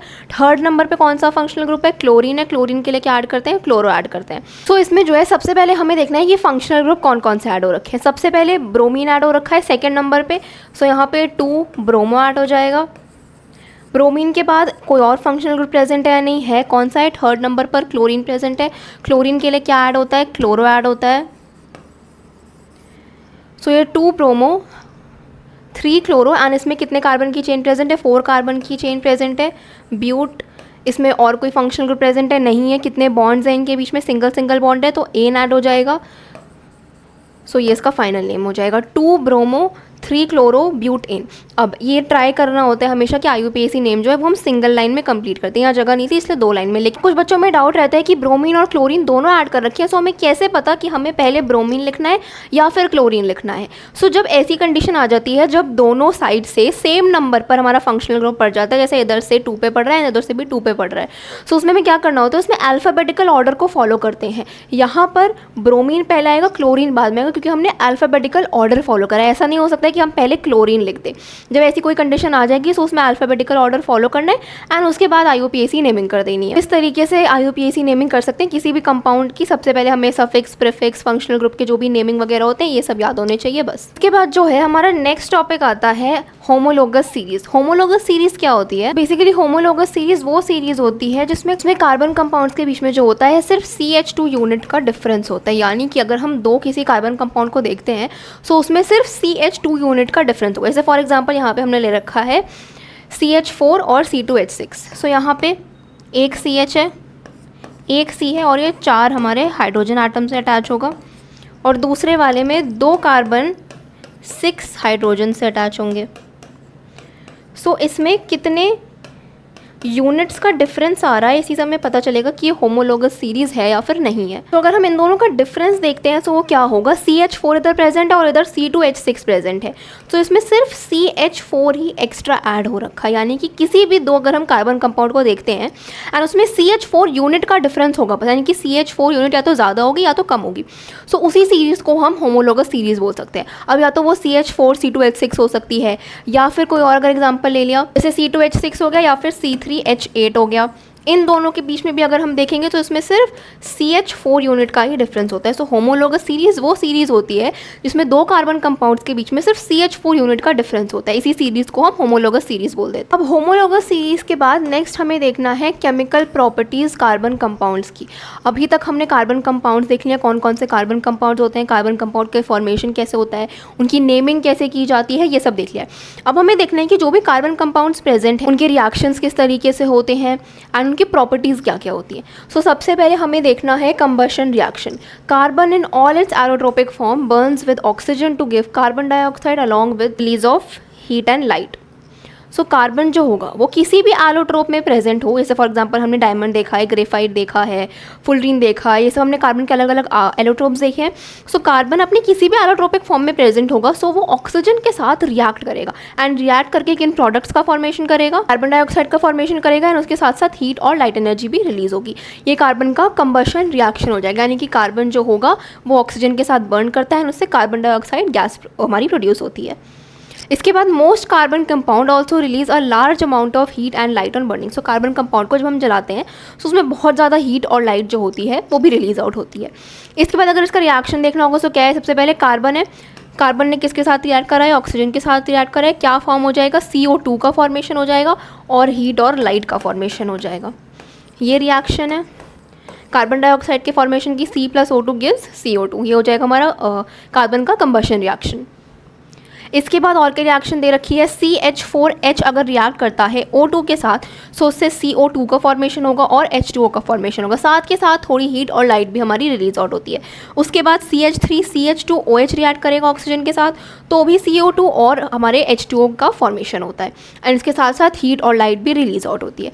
सो ये कार्बन का जो होगा फर्स्ट रिएक्शन हमने कौन सा देख लिया है, कंबशन रिएक्शन कार्बन कैसे करता है। तो अलग अलग टाइप ऑफ कार्बन कंपाउंड किस तरीके से कंबशन रिएक्शन करते हैं वो देखना है। सबसे पहले क्या, सैचुरेटेड हाइड्रोकार्बन्स जो होते हैं वो क्लीन फ्लेम देंगे अगर हम उन्हें बर्न करते हैं, लेकिन अगर हम वही अनसैचुरेटेड कार्बन को देखेंगे, अनसैचुरेटेड कोई भी कार्बन कंपाउंड देखते हैं सो वो येलो फ्लेम देता है और उसके साथ बहुत ज़्यादा ब्लैक स्मोक होता है। हमें ये याद रखना है कि सैचुरेटेड हाइड्रोकार्बन जो होंगे वो क्लीन फ्लेम देते हैं, वहीं अगर अनसैचुरेटेड हाइड्रोकार्बन जो होंगे वो ऑक्सीजन के साथ रिएक्ट करते हैं तो उसमें सबसे पहले तो येलो फ्लेम प्रोड्यूस होती है और उसके साथ बहुत ज़्यादा ब्लैक स्मोक भी रिलीज आउट होता है। अगर कभी हमने स्टोव को ध्यान से देखा है तो स्टोव में जो होते हैं होल्स प्रेजेंट होते हैं, वो इसलिए प्रेजेंट होते हैं ताकि उसमें सफिशिएंट अमाउंट ऑफ ऑक्सीजन जो हो वो इनटेक कर सके, और जब ये sufficient oxygen rich mixture present होगा तभी हमें क्लीन ब्लू कलर की फ्लेम मिलती है। अगर हम देखते हैं कि फ्यूल्स से जो होता है पोल्यूशन कैसे बनता है, सो फ्यूल्स जो होते हैं जैसे कि कोल हो गया या पेट्रोलियम हो गया, इन सारे फ्यूल्स में जो होता है नाइट्रोजन एंड सल्फर प्रेजेंट होता है। इनके कंबशन से क्या होता है, ऑक्साइड्स का फॉर्मेशन हो जाता है, सल्फर और नाइट्रोजन के जो भी ऑक्साइड्स होते हैं उनका फॉर्मेशन हो जाता है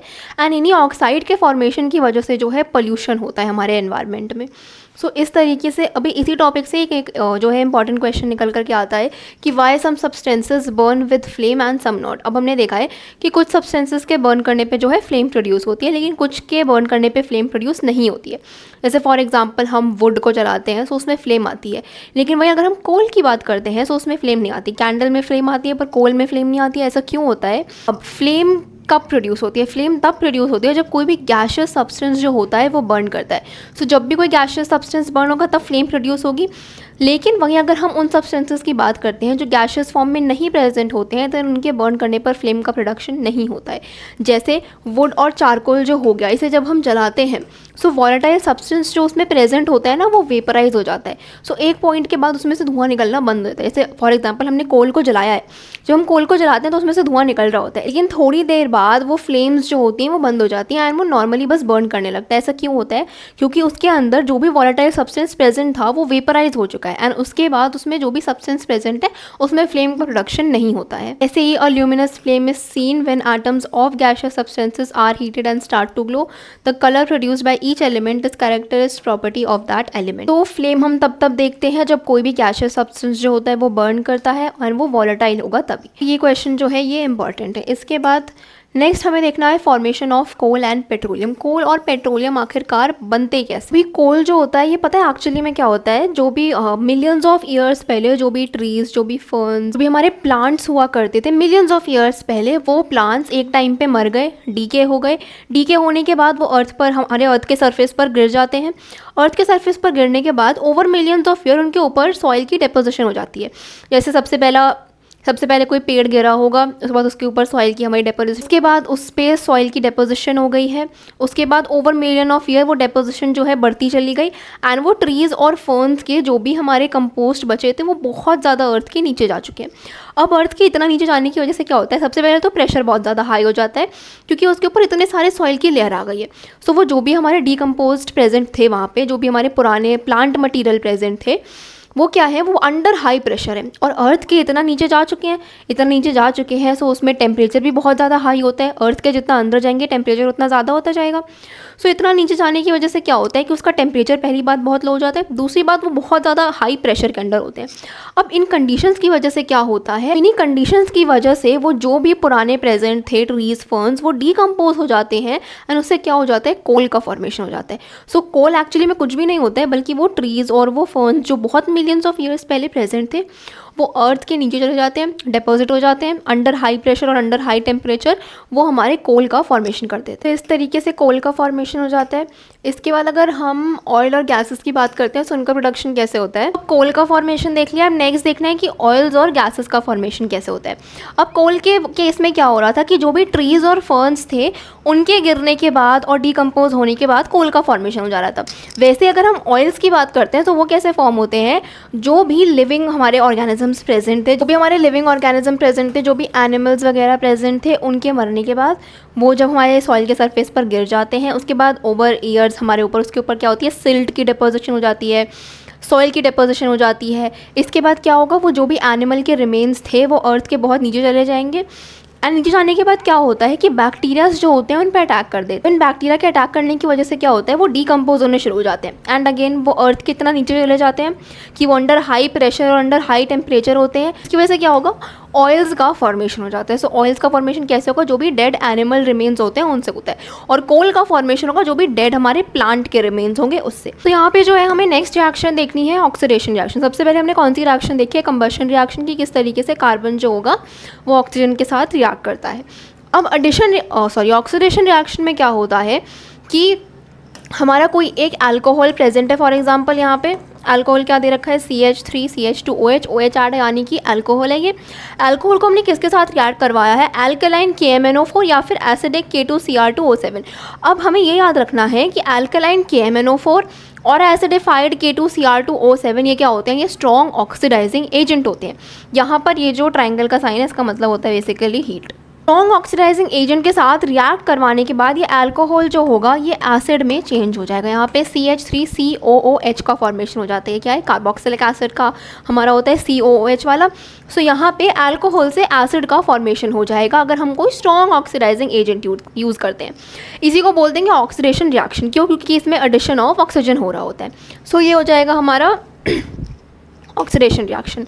नेक्स्ट होता है एडिशन रिएक्शन। एडिशन रिएक्शन में क्या होता है, एडिशन रिएक्शन में क्या होता है कि अनसैचुरेटेड हाइड्रोकार्बन कोई प्रेजेंट होगा, उसमें हम कोई कैटलिस्ट ऐड करते हैं। मोस्ट कॉमनली जो है वो हम निकल को as a catalyst in reactions में यूज़ करते हैं। फिर अनसैचुरेटेड हाइड्रोकार्बन में जब हम कोई कैटलिस्ट इंट्रोड्यूस करवाते हैं, कैटलिस्ट बेसिकली क्या होते हैं, कैटलिस्ट वो कोई भी हमारा सब्सटेंस होगा, कोई भी कंपाउंड होगा जो किसी रिएक्शन को आगे बढ़ाता है। सो इन अनसैचुरेटेड हाइड्रोकार्बन में जब हम किसी कैटलिस्ट को इंट्रोड्यूस करवाते हैं सो ये अनसैचुरेटेड से सैचुरेटेड हाइड्रोकार्बन में इसे कन्वर्ट कर देता है, इसी को हम बोल देते हैं addition reaction. Catalyst substances that cause reaction ये हमने देख लिया। उसके बाद this reaction is commonly used in hydrogenation of vegetable oils. इसका हम एग्जांपल क्या देखेंगे, ये क्या प्रेजेंट है, ये अनसैचुरेटेड हमारा हाइड्रोकार्बन प्रेजेंट है। अनसैचुरेटेड क्यों है, क्योंकि इसमें डबल बॉन्ड हमारा प्रेजेंट है। ये RR का बेसिकली क्या मतलब होता है, ये कोई एल्काइल ग्रुप होता है, कोई भी एल्काइल ग्रुप होगा उसे हम R से डिनोट कर देंगे। अब ये अनसैचुरेटेड हाइड्रोकार्बन जो होगा इसे हमें किसी कैटलिस्ट से इंट्रोड्यूस करवाना है। कैटलिस्ट यहाँ पे हमने क्या ले रखा है, निकल ले रखा है, H2 ले रखा है। कैटलिस्ट इसमें क्या है, निकल है। निकल के साथ रिएक्शन करवाया तो क्या होगा, ये जो डबल बॉन्ड होगा ये ब्रेक हो जाएगा एंड इसमें क्या होगा, एडिशन ऑफ हाइड्रोजन हो जाएगा यहाँ पर एंड ये अनसैचुरेटेड से सैचुरेटेड हाइड्रोकार्बन में कन्वर्ट हो जाएगा एंड इसी को क्या बोल देंगे, इसी को एडिशन रिएक्शन बोल देंगे। इसका ये वाला एग्जांपल होता है।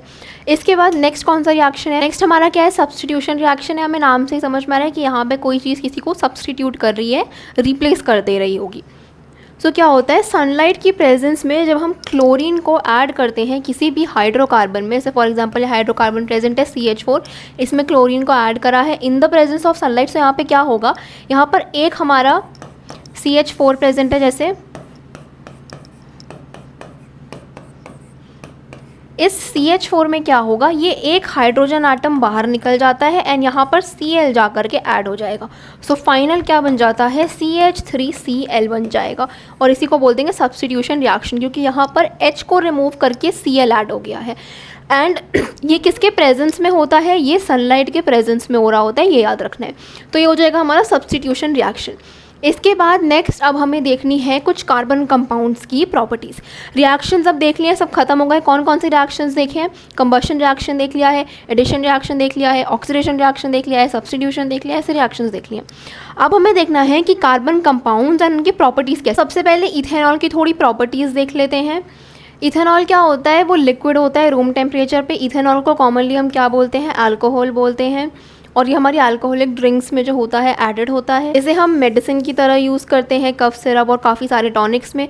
उसके बाद इथेनॉल जो होता है ये वाटर में सल्यूबल होता है और अगर हम इथेनॉल को बहुत कम अमाउंट में लेते हैं, कंज्यूम करते हैं, तो उससे हमें वही सेम फीलिंग आती है जो अगर हम अल्कोहल ड्रिंक कर लेंगे तो आती है। लेकिन अगेन ये बहुत डाइल्यूट फॉर्म में और बहुत कम लेना होता है, अदरवाइज़ इथेनॉल जो होता है ये हमारे कोई भी ह्यूमन बॉडी के लिए अच्छा नहीं होता है। अदरवाइज़ इथेनॉल जो होता है उसका कंजम्पशन ऐसे नहीं किया जाता है। उसके बाद हमें रिएक्शंस देखना है इथेनॉल के। सबसे पहले किसके साथ रिएक्शन है, सोडियम के साथ है। इथेनॉल प्रेजेंट है CH3CH2OH, ये Na के साथ रिएक्ट करेगा तो इससे क्या फॉर्मेशन हो जाएगा, CH3CH2ONA का फॉर्मेशन हो जाएगा। यानी कि यहाँ पे OH में ये जो H प्रेजेंट था ये Na इसे रिप्लेस कर देगा एंड यहाँ पे CH3CH2ONA का फॉर्मेशन हो जाएगा। यानी कि यहाँ पे सब्स्टिट्यूशन रिएक्शन फॉलो हो रहा है। इसके बाद हमें अनसैचुरेटेड हाइड्रोकार्बन अगर चाहिए तो कैसे रिएक्शन होता है, CH3CH2OH फॉर एग्जांपल ये इथेनॉल प्रेजेंट है, इसे हमने किसके साथ रिएक्ट करवाया है, हॉट कॉन्सेंट्रेटेड H2SO4 हमने लिया है। रिएक्शन के बाद क्या फॉर्म हो जाएगा, CH2CH2 का फॉर्मेशन हो जाएगा। यानी कि यहाँ पे एक एल्कीन का फॉर्मेशन हो रहा है। एल्कीन यानी कि अनसैचुरेटेड हाइड्रोकार्बन। तो यहाँ सैचुरेटेड से अनसैचुरेटेड का फॉर्मेशन हो रहा है। इसमें हमने क्या यूज़ कर रहे हैं, हॉट कॉन्सेंट्रेटेड H2SO4। इस तरीके से हमने इथेनॉल देख लिया है, इथेनॉल की प्रॉपर्टीज़ देख ली हैं, इथेनॉल किस किस के साथ रिएक्ट करता है ये देख लिया है। अब हमें नेक्स्ट देखना है कि अल्कोहल जो होता है वो ह्यूमन बॉडी को किस तरीके से अफेक्ट करता है। अगर एनसीईआरटी में देखेंगे तो एक येलो बॉक्स में इसके बारे में सब दे रखा है, लेकिन ये इन्फॉर्मेशन भी इंपॉर्टेंट होती है। काफ़ी बार एमसीक्यू में ऐसे क्वेश्चंस पूछ लिए जाते हैं। सो अगर हम अल्कोहल कंज्यूम करते हैं तो हमारी बॉडी के साथ क्या क्या करता है वो हमें देखना है। So large quantity of ethanol अगर हम कंज्यूम करते हैं तो उससे क्या होता है, सबसे पहले तो मेटाबॉलिक हमारे जो भी प्रोसेसेस हो रहे होंगे, यानी कि डाइजेशन, रेस्पिरेशन, सारे प्रोसेसेस जो हो रहे होते हैं ये स्लो डाउन हो जाते हैं। उसके बाद सेंट्रल नर्वस सिस्टम जो होता है ये भी स्लो डाउन हो जाता है। लैक ऑफ कोऑर्डिनेशन शुरू हो जाता है, मेंटल कन्फ्यूजन, ड्रॉजीनेस और lowering of normal inhibition and finally stupor. अब क्या होता है, जब हम अल्कोहल कंज्यूम करते हैं सबसे पहले सेंट्रल नर्वस सिस्टम जो होगा वो स्लो डाउन होना शुरू हो जाएगा। लैक ऑफ हमारा कोऑर्डिनेशन हो जाएगा, हमें समझ नहीं आएगा कि हमें चलना कैसे, बोलना कैसे। कोऑर्डिनेशन वाली जो भी चीज़ें होती है ना ये काम करनी बंद कर देती हैं। उसके बाद ड्रॉजीनेस होगी, जैसे कि हमें चक्कर आने लगेंगे या फिर उल्टी जैसा मन होने लगेगा। ये सारी चीज़ें होने लगती हैं अगर अल्कोहल का कंजम्पशन किया जाता है। उसके बाद इथेनॉल जो है वो हम इंडस्ट्रियल पर्पसेस में भी यूज़ करते हैं। इट्स नॉट कि हम सिर्फ उसे अल्कोहल वगैरह में यूज़ करते हैं। इंडस्ट्रियल सॉल्वेंट वो होता है, बहुत इंपॉर्टेंट है। एंड एक्चुअली में इथेनॉल, वो इथेनॉल जो हम इंडस्ट्रियल पर्पसेस के लिए रखते हैं ना, उसे थोड़ा सा पॉइजनस बनाया जाता है ताकि अगर कोई भी ह्यूमन उसे कंज्यूम करे तो वो उसे झेल ना पाए। बिकॉज अगर हम नॉर्मल इथेनॉल जो कि अल्कोहल वगैरह जैसे हम यूज़ करते हैं वो वाली इंडस्ट्रियल पर्पसेस में भी लेंगे तो लोग उसे कंज्यूम करने लगेंगे। इसीलिए जो इंडस्ट्रियल यूज़ वाली इथेनॉल होती है वो कंज्यूम करने लायक नहीं होती, क्योंकि वो बहुत ज़्यादा पॉइजनस होती है। क्यों पॉइजनस बनाई जाती है, ताकि वहाँ जो भी लोग प्रेजेंट हो वो उस इथेनॉल को कंज्यूम ना कर लें। और इसे कैसे बनाया जाता है पॉइजनस, इसमें मीथेनॉल ऐड कर दी जाती है। इसके बाद डाइज ऐड की जाती है अल्कोहल को कलर करने के लिए। इससे अल्कोहल क्या हो जाती है, ब्लू कलर की हो जाती है, इसी को क्या बोल देते हैं, डीनेचर्ड अल्कोहल बोल देते हैं। अब हमने इथेनॉल देख लिया, इथेनॉल के यूजेस देख लिए, प्रॉपर्टीज देख लिए। अब हमें देखना है मीथेनॉल किस तरीके से काम करता है। सबसे पहले तो मीथेनॉल के इफेक्ट्स क्या क्या होते हैं। इनटेक ऑफ मेथनॉल जो होता है स्मॉल क्वांटिटी में भी अगर हम लेंगे तो वो हमारे लिए बहुत ज़्यादा पॉइजनस हो सकता है, डेथ तक हो सकती है। जैसे इथेनॉल जो है उसे स्मॉल क्वांटिटी में अगर हम कंज्यूम करते हैं तो उससे सिर्फ ड्रॉजीनेस और ये सब चीज़ें होती है। लेकिन अगर मिथेनॉल थोड़ी क्वांटिटी पे भी हमने ले लिया, ह्यूमन बॉडी ने कंज्यूम कर लिया, तो उससे डेथ हो जाती है। इससे हमें ये पता चलता है कि मिथेनॉल जो होता है वो हाईली पॉइजनस होता है। इसके बाद मीथेनॉल जो होता है वो किस तरीके से हमारे लिवर में वर्क करता है वो बता रखा है। और मिथेनॉल जो होता है वो हमारे ऑप्टिक नर्व्स को भी इन्फेक्ट कर देता है, बहुत ज़्यादा इफेक्ट कर देता है। उससे क्या होता है, ब्लाइंडनेस तक कॉज हो सकती है। इसलिए मिथेनॉल जो होता है ये बहुत पॉइजनस एंड हार्मफुल होता है ह्यूमन के लिए। अब अल्कोहल एज फ्यूल एक टॉपिक दे रखा है एनसीईआरटी में। इसमें क्या दे रखा है कि शुगर केन जूस जो होता है उसे हम मोलासेस को प्रिपेयर करने के लिए यूज़ कर सकते हैं। एंड यही मोलासेस जो होते हैं ये फर्मेंट होने के बाद क्या देते हैं, अल्कोहल देते हैं। अल्कोहल यानी कि इथेनॉल का फॉर्मेशन करते हैं। सो शुगर केन जूस को भी हम अल्कोहल की फॉर्मेशन के लिए यूज़ कर सकते हैं। कुछ कंट्रीज़ जो होती हैं वो अल्कोहल को ऐड ऐसे कर देती हैं पेट्रोल में। क्यों? क्योंकि वो एक क्लीनर फ्यूल की तरह वर्क करता है। उसके बाद इथेनॉइक एसिड की कुछ प्रॉपर्टीज़ देखनी है कि ethanoic acid is commonly called as acetic acid and वो जो होता है वो कार्बोक्सिलिक एसिड के ग्रुप में ही बिलोंग करता है। उसके बाद अगर सिर्फ 5 to 8% सोल्यूशन होगा एसिटिक एसिड का वाटर में तो उसे क्या बोल देते हैं, विनेगर बोल देते हैं। जो विनेगर हम यूज़ करते हैं नॉर्मल ईटिंग वगैरह के लिए, जैसे फॉर एग्जांपल चाउमीन एंड उन सब चीज़ों में विनेगर जो ऐड होती है वो क्या होती है, वो 5 to 8% solution of acetic acid होता है इन वाटर। उसके बाद इसे पिकल्स वगैरह में भी यूज़ किया जाता है। उसके बाद मेल्टिंग पॉइंट जो होता है प्योर इथेनॉल का वो तो 290 केल्विन होता है एंड इसीलिए विंटर्स में जो होता है ये फ्रीज़ भी कर जाता है एंड इसी से इसे ग्लेशियल एसिटिक एसिड का भी नाम दिया जाता है। अब 2 क्वेश्चन इससे आराम से बन सकते हैं। सबसे पहले एसिटिक एसिड क्या होता है, 5 to 8% ऑफ सोल्यूशन अगर हम एसिटिक एसिड का वाटर में ऐड कर देते हैं तो उसको क्या बोल देते हैं, एसिटिक एसिड बोल देंगे। उसको क्या बोल देते हैं, विनेगर बोल देते हैं। इसके बाद एसिटिक एसिड जो होता है उसका मेल्टिंग पॉइंट 290 केल्विन होता है। इसकी वजह से ये सर्दियों में काफ़ी बार फ्रीज हो जाता है, इसीलिए इसे ग्लेशियल एसिटिक एसिड भी बोलते हैं। अभी ये पूछ सकते हैं कि ग्लेशियल एसिटिक एसिड क्या होता है या फिर ग्लेशियल एसिटिक एसिड को ग्लेशियल एसिटिक एसिड क्यों बोलते हैं, ये भी पूछा जा सकता है। दोनों तरीके से हमें आंसर आना चाहिए। इसके बाद esters are sweet smelling substances, these are used in making perfume and flavouring agent. Flavouring agent या फिर परफ्यूम्स वगैरह में क्या हम यूज़ करते हैं, एस्टर यूज़ करते हैं। एस्टर भी एक फंक्शनल ग्रुप होता है जो अभी 10th लेवल पे हमें नहीं पढ़ना होता है। उसके बाद on treating with sodium hydroxide which is an alkali, the ester is converted back to alcohol and sodium salt. This reaction is known as saponification because it is use in preparation of soap. So soap की preparation में कौन सा हमारा reaction use होता है ये हमें ध्यान रखना है। तो अब जो है हमें इथेनॉइक एसिड के रिएक्शन देखने हैं। सबसे पहले इथेनॉइक एसिड का कौन सा रिएक्शन दे रखा है एनसीईआरटी में, एस्टरिफिकेशन रिएक्शन दे रखा है। एस्टरिफिकेशन रिएक्शन में क्या होता है, सबसे पहले हमें क्या दिया रहेगा, हमें कोई एसिड दी रहेगी। जैसे यहाँ पे कार्बोक्सिलिक एसिड दे रखी है CH3COH। सबसे पहले यहाँ पे हमें क्या दे रखा है, इथेनॉइक एसिड दे रखी है। अब ये इथेनॉइक एसिड इथेनॉल के साथ रिएक्ट करती है। रिएक्ट करने के बाद इससे किसका फॉर्मेशन हो जाता है, एक एस्टर का फॉर्मेशन हो जाता है। इसे क्या बोलते हैं, एस्टर बोलते हैं। इसी रिएक्शन को एस्टरिफिकेशन रिएक्शन बोल देते हैं। किस तरीके से वर्क करते हैं ये हमें अभी देखना नहीं है, बस ये जानना है कि इथेनॉइक एसिड जो होगी वो इथेनॉल के साथ रिएक्ट करेगी एंड उससे क्या हो जाएगा, एस्टर का फॉर्मेशन हो जाएगा। ये हो जाएगी पूरी एस्टरिफिकेशन रिएक्शन। इसके बाद नेक्स्ट रिएक्शन कौन सी है, यहाँ पे क्या हो रहा है, इथेनॉइक एसिड जो हो रही, इथेनॉइक एसिड जो है वो सोडियम हाइड्रोक्साइड के साथ रिएक्ट कर रही है एंड इससे किसका फॉर्मेशन हो जा रहा है, एक सॉल्ट का फॉर्मेशन हो जा रहा है जिसे क्या बोलते हैं, सोडियम एसिटेट बोलते हैं। साथ के साथ वाटर भी फॉर्म हो रहा है। सो यहाँ पे CH3COH प्लस NaOH है। सो यहाँ लास्ट में किसका फॉर्मेशन हो जाएगा, यहाँ H निकल करके अगेन क्या हो रहा है, Na ऐड हो जा रहा है। सो यहाँ पे CH3COO Na प्लस H2O का फॉर्मेशन होगा।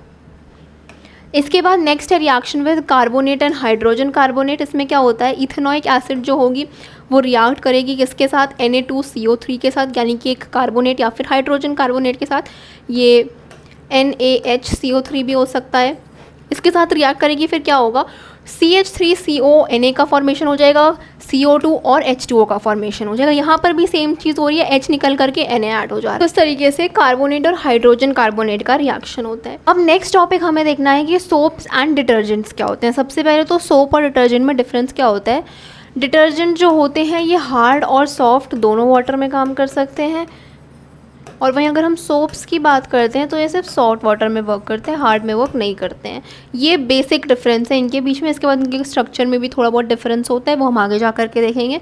अब हमें सबसे पहले देखना है कि सोप्स जो होते हैं ये वर्क किस तरीके से करते हैं। इसका मेन कॉन्सेप्ट NCERT में क्या दे रखा है कि सोप्स जो होते हैं वो क्लीन कैसे करते हैं किसी भी हमारे चीज़ को। जैसे फॉर एग्जाम्पल कोई क्लॉथ प्रेजेंट है, उसमें dirt particles, oil particles present है, सो ये सोप जो है ये उसे क्लीन कैसे करता है। सो हमें क्लीनिंग एक्शन पढ़ना है सोप का। सो क्लीनिंग एक्शन पढ़ने के लिए क्या होता है, हमें सोप का स्ट्रक्चर देखना पड़ेगा। सबसे पहले सोप का स्ट्रक्चर किस तरीके से होता है, इस तरीके से एक की सोप की जो होती है दो टेल प्रेजेंट होती है। एक तरफ क्या होता है Na पॉजिटिव होता है, दूसरी तरफ क्या है RCOO माइनस प्रेजेंट होता है। RCO माइनस वाला पार्ट क्या होगा, हाइड्रोफोबिक होगा, एंड यहाँ दूसरा पार्ट जो होगा ये क्या होगा, हाइड्रोफिलिक होगा। अब हाइड्रोफिलिक और हाइड्रोफोबिक का मतलब क्या होता है। हाइड्रोफोबिक का मतलब होता है वाटर को रिपेल करता है। सो ये RCO माइनस वाला पार्ट जो है ये वाटर से दूर भागेगा, एंड ये दूसरा पार्ट जो है हाइड्रोफिलिक वाला पार्ट जो है इसका मतलब है कि ये वाटर लविंग है, तो ये वाटर के साइड जाता है। सो ये दो हमारे प्रेजेंट हो गए, सोप के एक हेड होगा एक टेल होगा। ये वाला पार्ट जो होगा RCO माइनस वाला ये हो जाएगा हाइड्रोफोबिक, यानी कि ये वाटर से दूर भागेगा, एंड हाइड्रोफिलिक वाला पार्ट जो होगा ये वाटर की तरफ जाएगा। अब ये किस तरीके से वर्क करता है कि जो भी हमारा कोई प्रेजेंट होगा, हमारा डर्ट पार्टिकल प्रेजेंट है या फिर कोई ऑयल पार्टिकल प्रेजेंट है, सो ये दोनों किस तरीके से वर्क करते हैं। ये हाइड्रोफोबिक वाला पार्ट जो होगा ये जाकर के ऑयल से अटैच हो जाता है, एंड ये हाइड्रोफिलिक वाला पार्ट जो होगा ये जाकर के वाटर से अटैच हो जाता है। अब ये लॉजिक समझ में आ रहा है कि ये ऑयल से क्यों अटैच हो रहा है, क्योंकि ये हाइड्रोफोबिक है, इसे वाटर से दूर भागना है। सो हाइड्रोफोबिक वाला पार्ट जो होगा ये ऑयल से जाकर के अटैच हो जाएगा, Na प्लस यानी कि हाइड्रोफिलिक वाला पार्ट जो है जाकर के वाटर से अटैच हो जाएगा। सो सोप का हमारा जो हेड और टेल वाला पार्ट था ये दो अलग अलग चीज़ों से जाकर के अटैच हो जाएंगे। इस तरीके से जब हम इसे धुल रहे होते हैं, कपड़ों को धुल रहे होते हैं पानी के अंदर, सो उसमें क्या होता है, इसी अटैचमेंट की वजह से क्या होता है कि ऑयल पार्टिकल्स जो होंगे वो कपड़ों से अलग हो जाएंगे, क्योंकि दो तरफ से जाकर के अटैच हो गया, एक ऑयल से हो गया एक वाटर से हो गया। सो जब हम उसे घिस करके साफ़ करते हैं कपड़े को किसी भी, सो क्या होगा वो दोनों अलग अलग हो जाएंगे। इसी तरीके से ऑयल जो या फिर जो भी डस्ट पार्टिकल होगी वो कपड़े से अलग हो जाती है। तो ये जो होता है ये क्लीनिंग मैकेनिज्म होता है सोप का, कि सोप किस तरीके से काम करता है। एक हेड प्रेजेंट होता है, एक टेल प्रेजेंट होती है, एक हाइड्रोफिलिक पार्ट होता है, एक हाइड्रोफोबिक पार्ट होता है। हाइड्रोफोबिक वाला पार्ट जो होगा ये जाकर के ऑयल से अटैच हो जाएगा, हाइड्रोफिलिक वाला पार्ट जो होगा ये जाकर के वाटर से अटैच हो, ये दोनों जो होंगे ये अलग हो जाएंगे, एंड इस तरीके से हमारे कपड़े से जो होता है डर्ट निकल जाता है। इसकी वजह से हम देखते हैं कि जब हम कपड़ा साफ करते हैं तो वो पानी भी गंदा हो जाता है। क्यों हो जाता है, क्योंकि एक पार्ट जो होता है वो जाकर के वाटर से अटैच हो जाता है, इसीलिए वाटर भी गंदा हो जाता है कपड़े धोने के बाद। इसके बाद मिसेल्स क्या होते हैं ये हमें देखना है। जैसे फॉर एग्जांपल ये NCERT का पूरा है, ये जो है NCERT का पूरा पार्ट है जहाँ पे अच्छे से समझा रखा है कि मिसेल्स क्या होते हैं। जैसे अभी हमने पीछे देखा, ये हमने स्ट्रक्चर पढ़ा, ये क्या था, ये हमारे सोप का स्ट्रक्चर था कि सोप किस तरीके से होता है। अब यही सोप का स्ट्रक्चर जो होता है ये जब इस तरीके से एक सर्कल फॉर्म कर लेता है, एक सर्कुलर स्ट्रक्चर फॉर्म कर लेता है, इसी को हम मिसेल बोल देते हैं। ये एक राउंड राउंड सा स्ट्रक्चर प्रेजेंट है, यहाँ पर क्या प्रेजेंट होगा, ऑयल, डर्ट या फिर कोई भी पार्टिकल प्रेजेंट होगा, बाहर क्या होगा, वाटर होगा, यानी कि अंदर वाला जो है ये हाइड्रोफोबिक है, बाहर वाला जो है ये हाइड्रोफिलिक है। इस तरीके से इसी राउंड स्ट्रक्चर को हम क्या बोल देते हैं, मिसेल बोल देते हैं। तो सोप क्या होता है, उसके दो एंड्स होते हैं, दोनों एंड की डिफरेंट डिफरेंट प्रॉपर्टी होती है, एक हाइड्रोफिलिक होता है एक हाइड्रोफोबिक होता है। अभी हमने पीछे जितना भी पढ़ा है कि सोप किस तरीके से वर्क करता है, सोप का मैकेनिज्म क्या है, उसी पूरे पार्ट की ये थ्योरी दे रखी है। ये डायग्राम दे रखा है समझाने के लिए कि किस तरीके से वर्क करता है। ये हमने आराम से देख लिया है कि एक पार्ट जो होता है हाइड्रोफिलिक होता है, एक पार्ट हाइड्रोफोबिक हो सकता है। ये वाला पार्ट जो है मैंने सिर्फ समझाने के लिए इसमें डाला है कि इसमें जो थ्योरी लिखी है वो क्या है कि सोप का मैकेनिज्म किस तरीके से वर्क करता है। और मिसेल क्या होता है ये हमें जानना है। क्या होता है, सोप का ही वो जो राउंड सर्कुलर स्ट्रक्चर प्रेजेंट होता है उसी को बोलते थे मिसेल।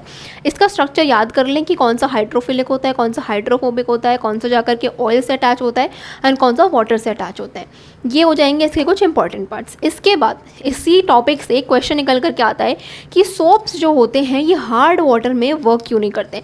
अभी सबसे पहले तो एक क्वेश्चन आ जाएगा कि हार्ड वाटर क्या होता है। सो वाटर जो होता है ऐसे दो टाइप्स का होता है, एक हो जाएगा सॉफ्ट वाटर, एक हो जाएगा हार्ड वाटर। हार्ड वाटर कौन सा वाला वाटर होता है जिसमें हाई अमाउंट्स ऑफ हमारा सॉल्ट प्रेजेंट होता है। अभी हाई अमाउंट ऑफ सॉल्ट कौन से वाटर में प्रेजेंट होगा, जो ओशंस वगैरह से पानी आता है उसमें बहुत ज़्यादा सॉल्ट प्रेजेंट होता है, तो उसी को हम बोल देते हैं हार्ड वाटर। तो हमारे सोप्स जो होते हैं वो हार्ड वाटर में वर्क नहीं कर पाते हैं, बल्कि जो डिटर्जेंट होते हैं वो हार्ड वाटर में वर्क कर जाते हैं।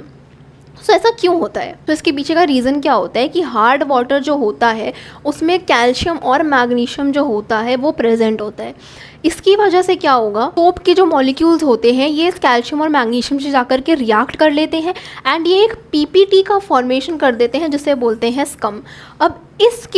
अब इस पीपीटी के फॉर्मेशन की वजह से क्या होता है, इस पीपीटी के फॉर्मेशन की वजह से क्या होगा कि जो डिटर्जेंट का मेन फंक्शन था क्लीन करना, वो वाला फंक्शन परफॉर्म नहीं हो पाता है इस पीपीटी के फॉर्मेशन की वजह से। इसीलिए जो है सोप्स जो होते हैं वो हार्ड वाटर में वर्क नहीं कर पाते हैं। अगर ये क्वेश्चन है तो हम आराम से बता सकते हैं।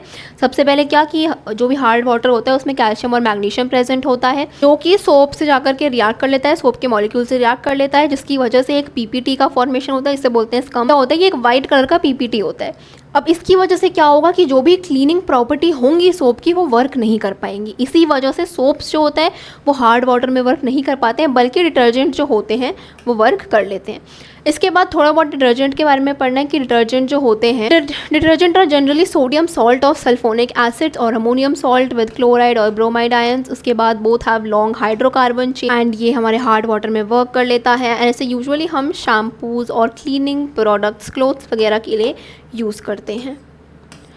इसके बाद ये जो है एनसीईआरटी का लास्ट टॉपिक था कि सोप्स और डिटर्जेंट कैसे वर्क करते हैं, इन दोनों के बीच का बेसिक डिफरेंस हमें पता होना चाहिए। तो इस तरीके से कार्बन एंड कंपाउंड वाला चैप्टर खत्म होता है। ये चैप्टर थोड़ा लेंदी था, इसमें बहुत सारी नई नई चीज़ें देखनी थी, लेकिन अगर देखा जाए तो ये one of the most important chapter है साइंस में से, इसलिए इसे अच्छे से पढ़ें। इसके बाद एक बार इसकी एनसीईआरटी की रीडिंग ज़रूर करें। मैं हर चैप्टर के बाद बोलती हूँ बिकॉज एनसीईआरटी बहुत इंपॉर्टेंट होती है। सो एक बार एनसीईआरटी की रीडिंग करें। इंटेक्स्ट क्वेश्चन जो है, इंटेक्स्ट क्वेश्चन काफ़ी सारे इंटेक्स्ट क्वेश्चन मैंने इसी वीडियो में कवर करने की कोशिश करी है, बाकी आप खुद सॉल्व करके देखें, एनसीईआरटी के भी क्वेश्चंस कर लें एंड उसके बाद ये चैप्टर कंप्लीट हो जाएगा। विद दिस ये लेक्चर खत्म होता है। अगर आपको वीडियो पसंद आया हो तो वीडियो को लाइक करें, चैनल को सब्सक्राइब करें। I will see you in the next one. Till then bye and thank you.